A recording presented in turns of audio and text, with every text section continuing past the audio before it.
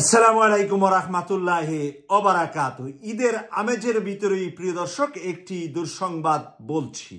দুঃসংবাদটি হলো বিএনপি এবং জামাতের ভিতরে রাজশাহীতে একটি ঘটনা ঘটেছে, যেই ঘটনাটিকে আমরা ঘৃণা এবং নিন্দা জ্ঞাপন ছাড়া ভালো কিছু বলার কোনো সুযোগ নাই। প্রিয় দর্শক, আমরা জামাত এবং বিএনপিকে একসাথে এক কাতারে দাঁড়িয়ে ফেসিবাদের বিরুদ্ধে আন্দোলনে সোচ্চার আমরা দেখেছিলাম 15.5 বছর। আর আজকে নতুন বাংলাদেশ হতে না হতেই, এখনো নির্বাচন হয়নি, এখনো নির্বাচিত সরকার ক্ষমতায় আসে নাই, কিন্তু এরই মাঝে একে অপরের বাড়ি ঘর ব্যবসা বাণিজ্যে যদি হামলা চালায় এবং কাউকে হত্যা করার মতন অবস্থায় চলে যা, তাহলে আমাদেরকে বুঝতে হবে যে এই সোনার বাংলার তরুণরা, এই সোনার বাংলার জিনজিরা কিন্তু তাদেরকে গ্রহণ করবে না।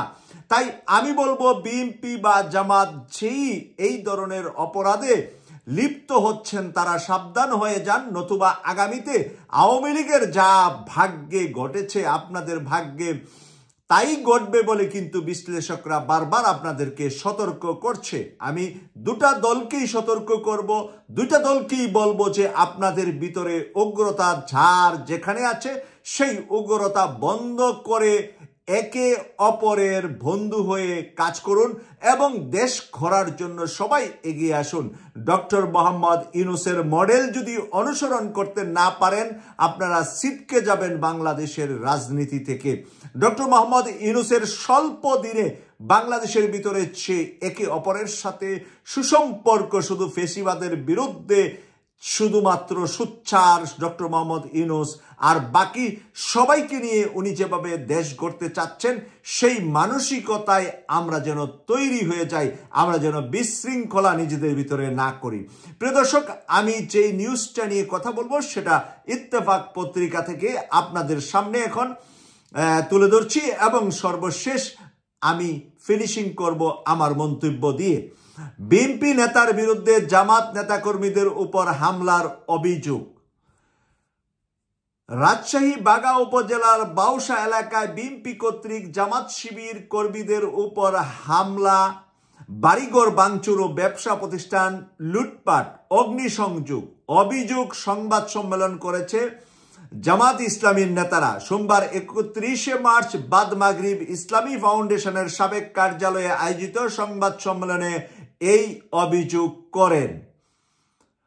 এই সংবাদ সম্মেলনে উপজেলা জামাতের সেক্রেটারি মাওলানা ইউনুস আলী অভিযোগ করেন, বাউসা ইউনিয়ন পরিষদে দুর্নীতি ও অনিয়মের বিরুদ্ধে জামাত 20 মার্চ মানববন্ধনের আয়োজন করে। সেই মানববন্ধনে বিএনপি ইউপি সভাপতি রেজাউল করিমের নেতৃত্বে অতর্কিত হামলা চালানো হয়। এই ঘটনায় জামাতের পক্ষ থেকে থানায় লিখিত অভিযোগ দায়ের করা হলে 23 মার্চ বিষয়টি মীমাংসা হয়। এর জের ধরে 30 মার্চ বিএনপি নেতা রেজাউল করিমের ভাতিজা আরাফাতের নেতৃত্বে একদল সন্ত্রাসী বাউসা ইউনিয়নের 1 নম্বর দিঘা ওয়ার্ড ছাত্র শিবিরের সেক্রেটারি সৌরভ আহমেদকে কুপিয়ে মারাত্মক জখম করে। স্থানীয়রা এগিয়ে এলে হামলাকারীরা দ্রুত পালিয়ে যায়। একই রাতে শিবির কর্মী মারুফ, মুন্না, ফয়সালকে কুপিয়ে আহত করা হয়। বর্তমানে সৌরভ রাজশাহী মেডিকেল কলেজ হাসপাতালের 5 নম্বর ওয়ার্ডে গুরুতর আহত অবস্থায় চিকিৎসাধীন রয়েছেন।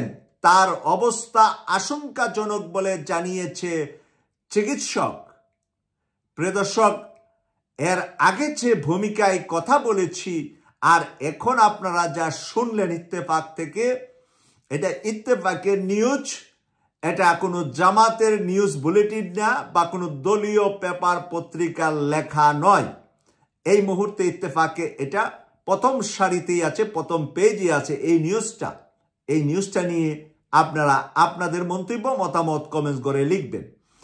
আহতদের মধ্যে মারুফ ও মুন্না স্থানীয় বাগা স্বাস্থ্য কেন্দ্রে চিকিৎসাধীন রয়েছেন।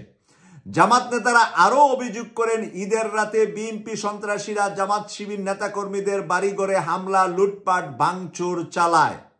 এটা হলো রাজশাহীর বাগার ঈদের পরিবেশ। এই ঈদ অমুসলিমরা স্বাগত জানা মুসলমানদেরকে, আর আমরা রাজনীতিবিদরা বিএনপি জামাত একে অপরের বাড়িতে হামলা করছি। এটার নাম বাগার ঈদ।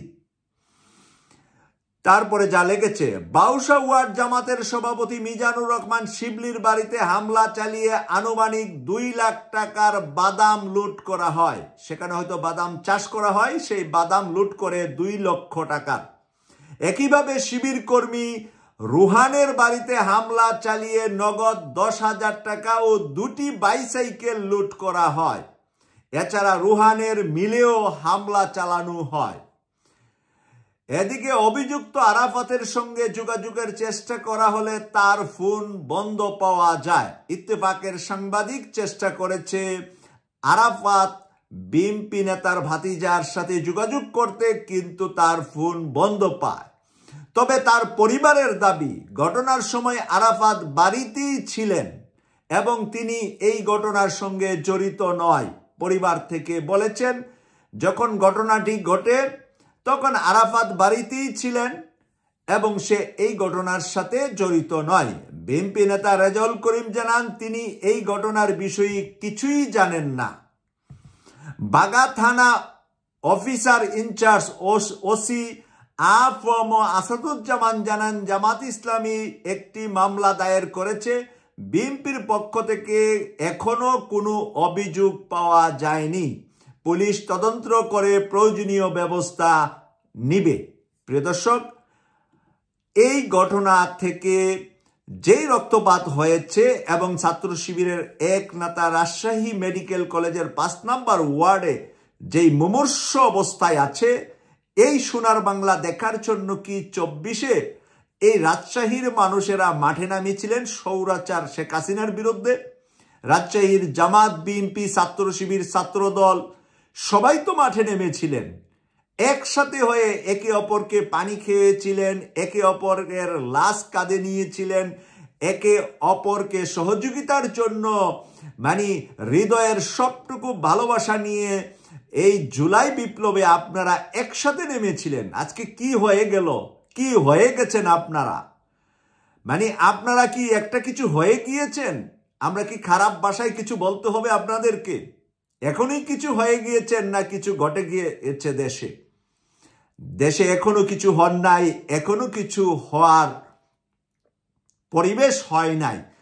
দেশ এখনো স্বৈরাচারের বিরুদ্ধে মামলা হামলায়, এই যে জুলাই বিপ্লবে শহীদদের কান্না, শহীদদের মাদের কান্না, শহীদদের ওয়াইফদের কান্না, শহীদদের শিশু সন্তানদের কান্না, শিশু শহীদের মায়ের কান্না আমরা শুনতেছি। আর আপনারা নতুন করে নিজেরা নিজেদের ভিতরে হামলা করবেন, বাড়িঘর ভেঙে ফেলবেন, আরেকজনের বাদাম লুট করে নিয়ে যাবেন, আরেকজনের বাড়িতে সাইকেল লুট করে নিয়ে যাবেন। এই দৃশ্য দেখার পরে বাংলাদেশের মানুষ আপনাদেরকে গ্রহণ করবে, বাংলাদেশের মানুষের ভালোবাসা আপনারা পাবেন, এটা আশা করেন কিভাবে? কারণ একেবারে কাঁচা তরতাজা 24-এর শহীদদের কবরে এখনো লাশগুলা পচে যায় নাই, আর এখনো হাজারো মায়ের সন্তান আহত হয়ে চিকিৎসা পাচ্ছে না। আর নতুন করে আপনারা আহত করে একে অপরকে হাসপাতালে পাঠিয়ে দিবেন। এই দৃশ্য বাংলাদেশের মানুষ, বাংলাদেশের জনগণ যখন জানা শুরু করছে, তখন কিন্তু বাংলাদেশের জনগণ নতুন করে ভাবনা শুরু করছে এবং কেউ কেউ বলা শুরু করছে, ডক্টর মোহাম্মদ ইউনূসকে আজীবন সরকারে চাই। আমরা চাই না বাংলাদেশে আর কোনো রাজনৈতিক দল এসে রাষ্ট্রীয় ক্ষমতায় নিয়ে হাসিনার মতন রক্তপাত করে ভারতে পালিয়ে যাক। এই কথা কিন্তু জনগণ বলা শুরু করেছে।